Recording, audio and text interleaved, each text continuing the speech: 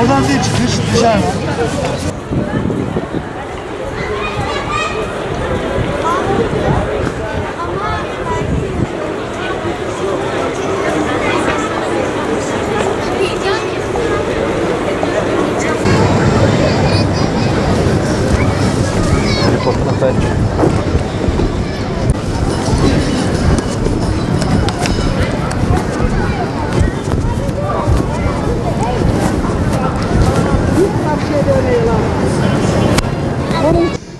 Tabii ki kesinlikle zam olmaması lazım.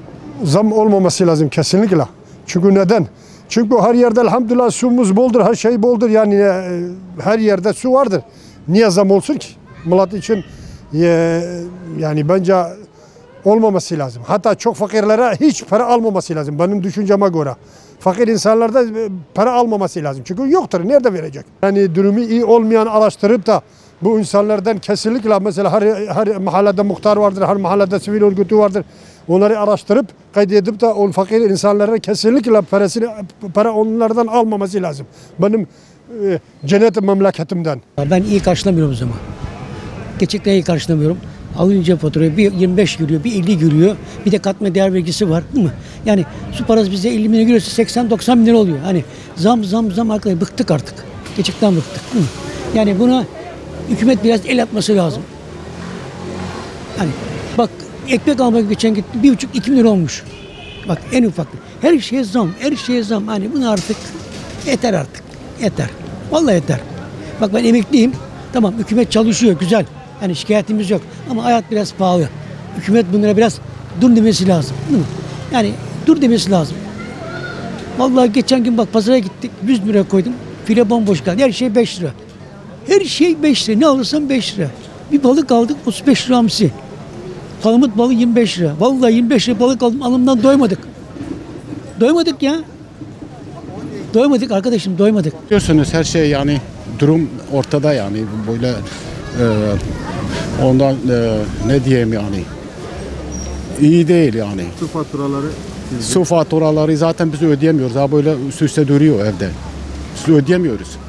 Ben emekliyim şahsen emekliyim. 2 milyar para alıyorum. Kirayı veremiyorum. Elektrik suyu nerede vereceğim? Zaten veremiyoruz. Evet biz kendimizi şeye kaptırmışız yani bankalara. Banka bizi kapmış yani. Biz yapacak bir şeyimiz yok yani. Çaremiz yok yani. Zam mı olacak? Abi zaten daha birkaç önce oldu zam ya. Ben de vallahi daha ilk kez sizden duydum zam olacağını. Şok oldum. Zaten birkaç önce zam oldu. Hem elektriğe hem de doğalgazı %30. Bir zam daha yapılırsa eğer zor yani. Zaten hani geçinemiyoruz. Para yetmiyor. Evde kira. Doğalgazı zaten benim hala Mart ayındaki şeyim daha hala ödenmemiş. Mart ayındaki doğalgaz faturam. Şimdi 250 TL gelmiş. Bir ayda Mart ile Nisan arasında 250 TL gelmiş. Hala burada bak ödenmemiş. Bak itiraz da ettim. Hani itirazım da reddedildi. Çünkü yani benim harcamadığım bir şeydi o. Ben yani harcamadığım bir şey niye ödeyeyim ki? Ama işte reddettiler. Ama yani hala burada. Baktım bugün hatta yazıyor hala 250 lira yazıyor.